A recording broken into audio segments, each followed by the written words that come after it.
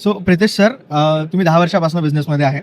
So मला एक प्रश्न आला आहे की what is the most interesting stock that you have ever invested or bought and what is the story behind it. Okay.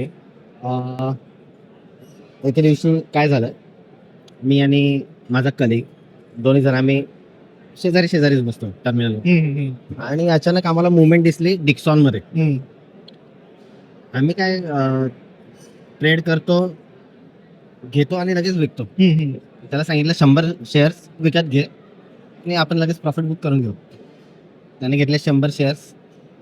कन्फर्मेशनचे जे sound येतो tick tick tick tick tick tick, तो बराच वेळ येत होता. समोर त्याने मार्केट रेटने घेतले.